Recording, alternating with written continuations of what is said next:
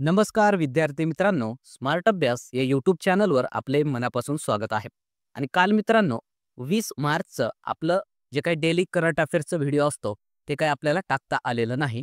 म्हणून आपण काय करणार आहोत, आजच्या या व्हिडिओच्या माध्यमातून कालच्या आणि आजच्या या दोन्ही दिवसांच्या महत्त्वपूर्ण ज्या घडामोडी घडलेल्या आहेत त्याचा अभ्यास करणार आहोत.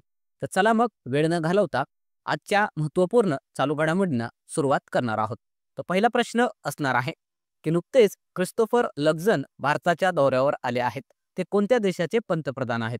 ऑप्शन्स या ठिकाणी देण्यात आले आहेत. याचे योग्य उत्तर असेल ऑप्शन नंबर ए, न्यूझीलंड या देशाचे हे क्रिस्टोफर लक्झन पंतप्रधान आहेत, जे की भारताच्या दौऱ्यावर आलेले आहेत.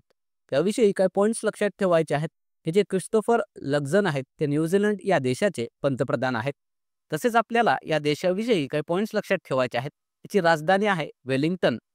तसेच या देशासोबत भारताचे 1952 पासून द्विपक्षीय असे संबंध आहेत. आणि अजून दोन महत्त्वाचे पॉईंट आपल्या लक्षात ठेवायचे आहेत. तर न्यूझीलंड या देशाला सर्वात अगोदर भेट देणारे भारतीय राष्ट्रपती होते प्रणव मुखर्जी, जे की 2016 साली या देशाला त्यांनी भेट दिलेली होती. तसेच भारताला आणि न्यूझीलंड या दोन्ही देशांना 1947 या एकाच वर्षामध्ये स्वातंत्र्य हे मिळालेलं आहे. हे सुद्धा आपण लक्षात ठेवायचं आहे. तसेच आपल्याला अजून एक पॉईंट लक्षात ठेवायचा आहे की नुकतंच जे भारताचं प्रजासत्ताक दिन सोहळा पार पडलेला आहे 2025 या वर्षामधला, त्यासाठी इंडोनेशियाचे जे राष्ट्रपती आहेत प्रोबो सुबियांतो हे प्रमुख पाहुणे म्हणून भारतामध्ये आलेले होते. हे सुद्धा आपल्याला नाव लक्षात ठेवायचं आहे. त्यानंतर पुढचा प्रश्न असणार आहे, नुकतेच शनी ग्रहाच्या नवीन चंद्राचा शोध लावण्यात आला आहे. त्याची एकूण चंद्रांची संख्या आता किती झाली आहे? ऑप्शन्स या ठिकाणी देण्यात आले आहेत. याचं योग्य उत्तर असेल ऑप्शन नंबर सी, 274. त्याविषयी काही पॉईंट्स लक्षात ठेवायचे आहेत. तर नुकतंच जे आंतरराष्ट्रीय खगोलीय संघ आहे अर्थात इंटरनॅशनल ॲस्ट्रॉनॉमिकल युनियनने शनी ग्रहाच्या नवीन 128 चंद्रांचा शोध लावल्यामुळे आता शनी या ग्रहाच्या चंद्रांची संख्या ही 274 एवढी झालेली आहे. हे आपल्याला लक्षात ठेवायचं आहे.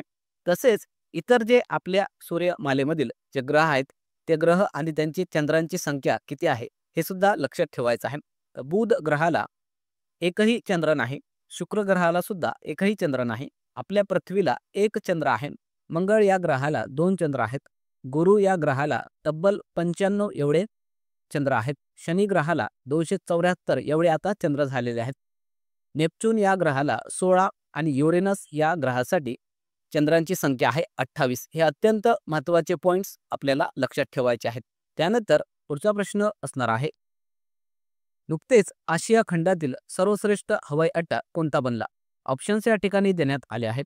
याचं योग्य उत्तर असेल ऑप्शन नंबर बी, दिल्ली एअरपोर्ट जे आहे ते नुकतंच आशिया खंडातील सर्वश्रेष्ठ हवाई अड्डा त्याला घोषित करण्यात आलेला आहे. त्याविषयी काही पॉईंट्स लक्षात ठेवायचे आहेत.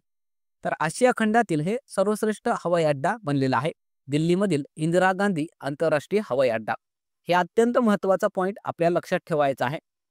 आणि अशा प्रकारे हे सलग 7व्यांदा आशिया खंडामध्ये प्रथम क्रमांकावर राहिलेलं आहे. तसेच जे ASQ अर्थात एअरपोर्ट सर्व्हिस क्वालिटी आहे त्याला या पुरस्काराने सन्मानित सुद्धा करण्यात आलेलं आहे. तर हे या हवाई अड्ड्याविषयी आपल्याला लक्षात ठेवायचं आहे. यावर आपल्या परीक्षेमध्ये प्रश्न हा विचारला जाऊ शकतो. त्यानंतर पुढचा प्रश्न बघण्या अगोदर व्हिडिओ जर आवडला तर व्हिडिओला लाईक करायचा आहे. चॅनलवर नवीन असाल तर चॅनलला सबस्क्राईब करून घ्यायचा आहे. तसेच हा व्हिडिओ आपल्या विद्यार्थी मित्रांना नक्की शेअर करा, जेणेकरून याचा फायदा आपल्या मित्रांना सुद्धा होईल. चला मग पुढचा प्रश्न बघणार आहोत. नुकतेच रायसीना डायलॉग 2025 चे आयोजन कोठे करण्यात आले? ऑप्शन्स या ठिकाणी देण्यात आले आहेत. याचं योग्य उत्तर असेल ऑप्शन नंबर बी, नवी दिल्ली या ठिकाणी नुकतंच रायसीना डायलॉग 2025चं आयोजन करण्यात आलेलं होतं. त्याविषयी काय पॉईंट्स लक्षात ठेवायचे आहेत. तर ही जी काही रायसीना डायलॉग झालेली आहे 2025 ची, त्याचं हे 10व्या क्रमांकाचं एडिशन होतं.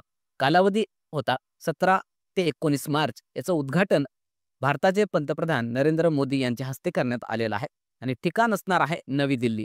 तसेच यासाठी प्रमुख पाहुणे होते न्यूझीलंड या देशाचे क्रिस्टोफर लक्झन. हे सुद्धा आपण लक्षात ठेवायचं आहे. तसेच या रायसीना डायलॉग विषयी काही पॉईंट्स लक्षात ठेवायचे आहेत. याची सुरुवात झाली होती 2016 ला यामध्ये आंतरराष्ट्रीय जे महत्त्वाचे मुद्दे असतात त्यावर चर्चाही केली जात असते, जसं की जिओपॉलिटिक्स अर्थात भूराजनीती आणि भू अर्थशास्त्र संबंधित जे महत्त्वाचे मुद्दे आहेत त्यासाठी यामध्ये चर्चाही केली जात असते. आणि अशा प्रकारचं हे भारताचं असं प्रमुख संमेलन आहे. याचं नाव रायसिना हिल जे आहे आपल्या राष्ट्रपती भवनाचं जे क्षेत्र ज्यामध्ये आहे किंवा राष्ट्रपती भवन ज्या ठिकाणी आहे त्याला रायसिना हिल असं म्हणून ओळखलं जातं आणि त्यावरूनच या डायलॉगला रायसिना डायलॉग असं नाव पडलेलं आहे. हे आपण लक्षात ठेवायचं आहे.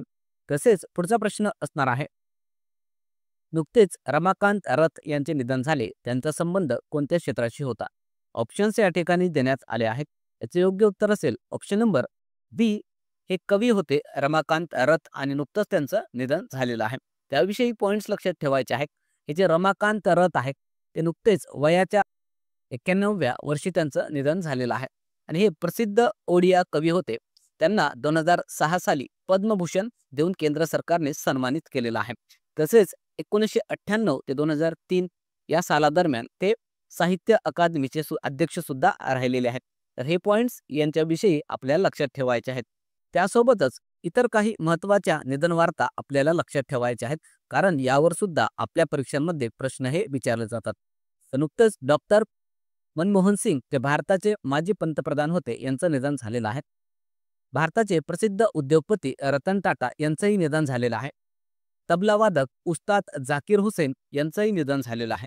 गझल गायक पंकज उदास तसेच राम नारायण अग्रवाल ज्यांना भारतामध्ये अग्निमॅन म्हणून ओळखले जायचे, यांनी भारतामध्ये अग्नि मिसाईल बनवल्या होत्या, यांचं सुद्धा निधन झालेलं आहे. नटवर सिंग जे भारताचे माजी परराष्ट्र मंत्री होते. यामिनी कृष्णमूर्ती शास्त्रीय नृत्यांगना. डॉक्टर आर नित्या आनंद ज्यांनी सहेली गर्भनिरोधक गोळीचा शोध लावला होता, यांचा निधन झालेला आहे. यशवंत पेंढारकर जे विको कंपनी आहे त्याचे ते संस्थापक होते, यांचं निधन झालेलं आहे. सुब्रतो राय सहारा सहारा इंडियाचे संस्थापक. शोभा रानडे गांधीवादी सामाजिक कार्यकर्त्या. रामोजी राव ज्यांनी हैदराबादमध्ये रामोजी फिल्म सिटी उभारली होती त्याचे ते संस्थापक होते, यांचं सुद्धा निधन झालेलं आहे. सतीश जोशी हे अभिनेते होते. बिशन सिंग बेदी क्रिकेटर. फ्रान्सिस दिब्रितो जे अखिल भारतीय मराठी साहित्य संमेलनाचे माजी अध्यक्ष होते, यांचं सुद्धा निधन झालेलं आहे. एस.एम. कृष्णा जे कर्नाटकचे माजी मुख्यमंत्री आणि महाराष्ट्र राज्याचे माजी राज्यपाल आहेत किंवा होते, ज्यांचं नुकतंच निधन हे झालेलं आहे. त्यानंतर पुढचा प्रश्न असणार आहे, फिट इंडिया कार्निवलचे आयोजन कुठे करण्यात आले होते? ऑप्शन्स या ठिकाणी देण्यात आले आहेत. याचे योग्य उत्तर असेल ऑप्शन नंबर सी. नवी दिल्ली या ठिकाणी नुकतंच हे फिट इंडिया कार्निवल आयोजित करण्यात आलेलं होतं. त्याविषयी काही पॉईंट्स लक्षात ठेवायचे आहेत. तर हे जे फिट इंडिया कार्निवल आहे 2025चं हे पहिलंच त्याचं एडिशन आहे, म्हणून हा प्रश्न आपल्यासाठी महत्त्वाचा आहे. यावर हमखास येणाऱ्या परीक्षांमध्ये प्रश्न हा विचारला जाऊ शकतो. याचं उद्घाटन भारताचे क्रीडा मंत्री मनसुख मंडाविया यांच्याकडून करण्यात आलेलं होतं. ठिकाण असणार आहे जवाहरलाल नेहरू स्टेडियम नवी दिल्ली. याचा कालावधी होता 16 मार्च ते 18 मार्च आणि याचं आयोजन पहिल्यांदाच केलं जात आहे. हा पॉईंट स्टार करून ठेवायचा आहे. याचा उद्देश काय आहे तर भारतात खेळ आणि फिटनेस संस्कृतीला प्रोत्साहन देणे, चालना देणे. तसेच आपल्याला फिट इंडिया मोहीमविषयी लक्षात ठेवायचं आहे. याची सुरुवात झाली होती 29 ऑगस्ट 2019ला. याचं उद्घाटन नरेंद्र मोदी यांच्या हस्ते करण्यात आलेलं होतं. याचा उद्देश काय होतं तर देशामध्ये स्वास्थ्य आणि फिटनेस विषयी जागरूकता पसरवणे, तसेच नागरिकांना हेल्दी जीवनशैली अवलंबण्यासाठी प्रेरित करणे. हे पॉइंट्स अत्यंत महत्त्वाचे आहेत, ते आपण लक्षात ठेवायचे आहेत. त्यासोबतच इतर जे काही महत्त्वाचे महोत्सव किंवा संमेलन पार पडलेले आहेत ते सुद्धा आपल्याला लक्षात ठेवायचे आहेत. तर ग्रामीण भारत महोत्सव 2025 नवी दिल्ली या ठिकाणी आयोजित करण्यात आलेलं होतं.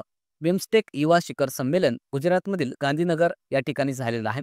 राष्ट्रीय सुशासन संमेलन गुजरातमधील गांधीनगर या ठिकाणी झालेलं आहे. 12व्या क्रमांकाची वर्ल्ड गव्हर्नमेंट समिट दुबई या ठिकाणी पार पडलेली आहे. 15व्या क्रमांकाचे एरो इंडिया महोत्सव कर्नाटक राज्यातील बँगलोर या ठिकाणी झालेला आहे. 8व्या क्रमांकाचं इंडस फूड उत्तर प्रदेशमधील ग्रेटर नोएडा या ठिकाणी झालेला आहे. 31व्या क्रमांकाची राष्ट्रीय बाल विज्ञान काँग्रेस मध्य प्रदेशमधील भोपाळ या ठिकाणी. ब्रिक्स युवा उद्यमिता संमेलन भारतामध्ये आयोजित करण्यात आलेलं होतं. काशी तमिल संगम 3.0 उत्तर प्रदेशमधील वाराणसी या ठिकाणी. आणि चपचार कूट महोत्सव नुकतंच मिझोरम या राज्यामध्ये आयोजित करण्यात आलेलं होतं. त्यानंतर पुढचा प्रश्न असणार आहे, नुकतेच सेंट्रल बँकिंगकडून डिजिटल ट्रान्सफॉर्मेशन पुरस्कार 2025 कोणाला देण्यात आला? ऑप्शन्स या ठिकाणी देण्यात आले आहेत.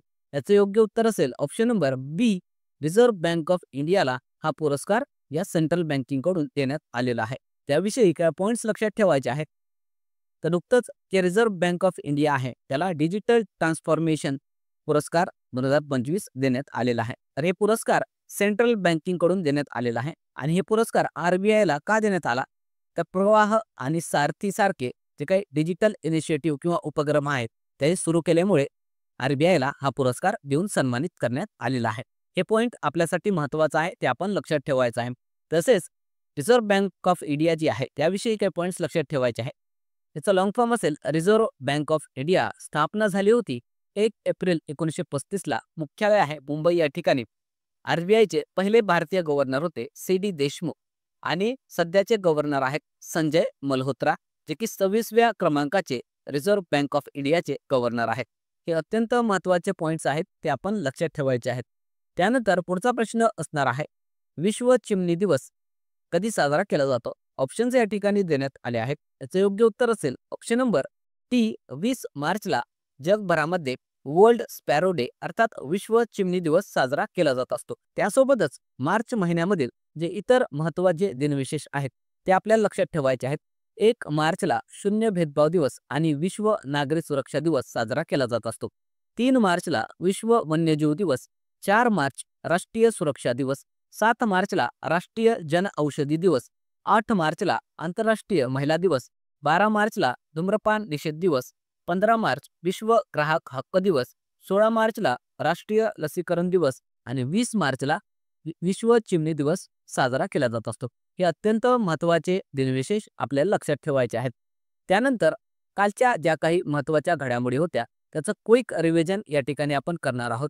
पहिला प्रश्न आपण काल बघितला होता, नुकतेच वुमन प्रीमियर लीग 2025चा विजेता कोण बनला आहे? ऑप्शन्स या ठिकाणी आपण दिले होते. त्याचं योग्य उत्तर होतं ऑप्शन नंबर ए, मुंबई इंडियन्स हा संघ WPL याचा विजेता ठरलेला आहे. त्यानंतरचा प्रश्न होता, अंतराळाची पाहणी करणारा जगातील पहिला खासगी उपग्रह कोणत्या देशाने लॉन्च केला? याचं उत्तर होतं ऑप्शन नंबर ए, भारत. त्यानंतर पुढचा प्रश्न होता, गोल्ड मर्क्युरी अवॉर्ड 2025 कोणाला देण्यात आला? याचं उत्तर होतं option number C, Dalai Lama यांना 2025चा गोल्ड मर्क्युरी अवॉर्ड देऊन सन्मानित करण्यात आलेला आहे. त्यानंतरचा प्रश्न होता, नुकतेच कोणत्या राज्याने रुपयाचे चिन्ह हटवून नवीन राज्यभाषा चिन्ह स्वीकारले आहे? आणि याचं उत्तर होतं ऑप्शन नंबर सी, तामिळनाडू. त्यानंतरचा प्रश्न होता, नुकतेच प्रधानमंत्री युवा 3.0 ची सुरुवात कोणत्या मंत्रालयाकडून करण्यात आली? आणि याचं उत्तर होतं ऑप्शन नंबर डी, शिक्षण मंत्रालयाकडून नुकताच प्रधानमंत्री युवा 3.0 ची सुरुवाती करण्यात आलेली आहे. याविषयी कालच्या व्हिडिओमध्ये डिटेलमध्ये अभ्यास आपण केलेला आहे. त्यानंतरचा प्रश्न होता, भारताने कोणत्या शहरात जगात सर्वाधिक FDI गुंतवणूक केली आहे? याचं उत्तर होतं ऑप्शन नंबर बी, दुबई या शहरामध्ये भारताने सर्वाधिक FDI गुंतवणूक केलेली आहे. त्यानंतरचा प्रश्न होता, नुकतेच कोणत्या राज्यात अट्टुकल पोंगल महोत्सव आयोजित करण्यात आला? याचं उत्तर होतं ऑप्शन नंबर ए, केरळ या राज्यामध्ये हे अट्टुकुल पोंगल नावाचा महोत्सव आयोजित करण्यात आलेलं होतं. त्यानंतरचा प्रश्न आपण घेतला होता, राष्ट्रीय लसीकरण दिवस कधी साजरा केला जातो? याचं उत्तर होतं ऑप्शन नंबर बी, 16 मार्चला नॅशनल वॅक्सिनेशन डे अर्थात राष्ट्रीय लसीकरण दिवस म्हणून साजरा केला जात असतो. त्यानंतर काल आपण होमवर्क क्वेश्चन दिला होता. तो होमवर्क क्वेश्चन असा होता की नुकतेच भारताचे नवीन केंद्रीय मुख्य निवडणूक आयुक्त कोण बनले आहेत? ऑप्शन्स या ठिकाणी आपण दिले होते. याचं योग्य उत्तर बऱ्याचशा विद्यार्थ्यांनी कॉमेंट बॉक्समध्ये अतिशय सुंदरपणे आणि डिटेलमध्ये याचं उत्तर दिलेलं आहे. त्यांचं मनापासून अभिनंदन. आणि ज्या विद्यार्थ्यांनी याचं उत्तर दिलेलं नाही त्यांच्यासाठी उत्तर आपण सांगणार आहोत.